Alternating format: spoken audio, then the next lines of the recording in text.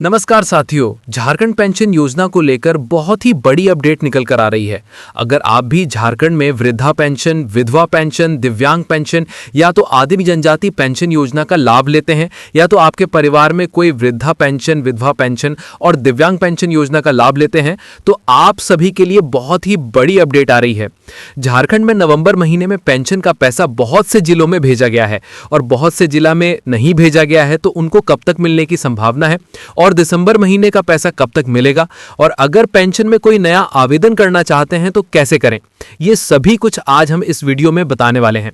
लेकिन उससे पहले आप सभी से एक रिक्वेस्ट है, हमारे योजना सर्कल चैनल को सब्सक्राइब करके वीडियो को लाइक कर दीजिएगा ताकि ऐसे ही देश दुनिया की सभी अपडेट सबसे पहले आप तक पहुंचे। तो चलिए वीडियो को शुरू करते हैं। आपको बता दें तो झारखंड में दो तरीके के पेंशन दिए जाते हैं।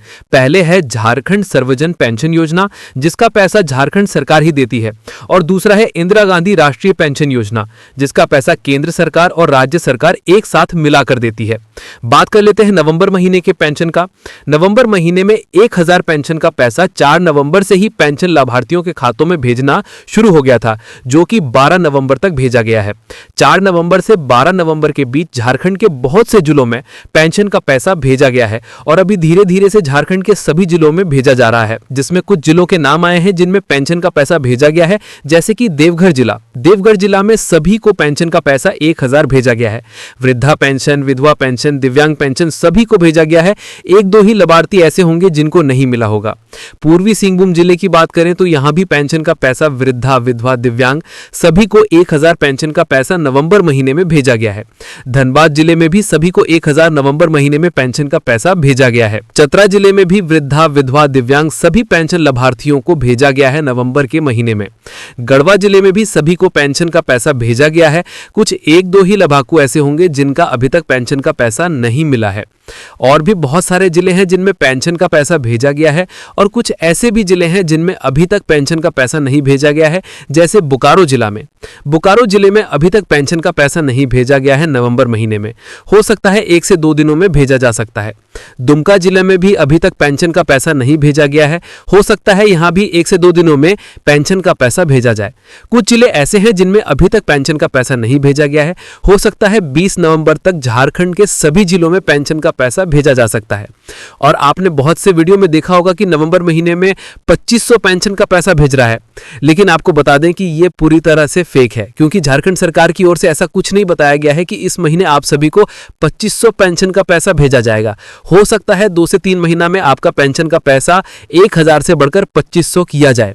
अगर आपको भी लगता है 1000 से बढ़कर 2500 पेंशन का पैसा किया जाना चाहिए तो कमेंट में जरूर बताएं।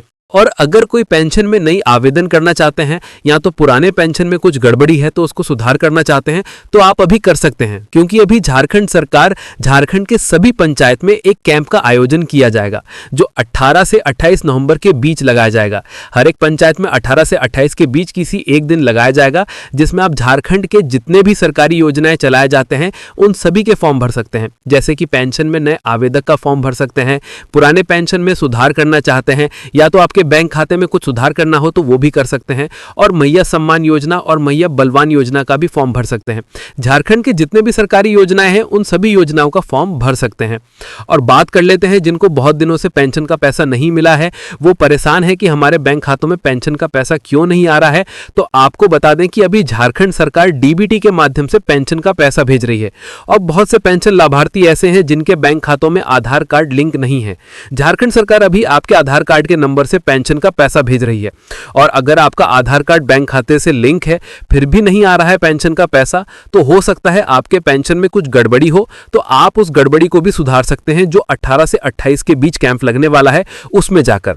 तो चलिए मिलते हैं ऐसे ही कुछ न्यू अपडेट के साथ, तब तक के लिए जय हिंद।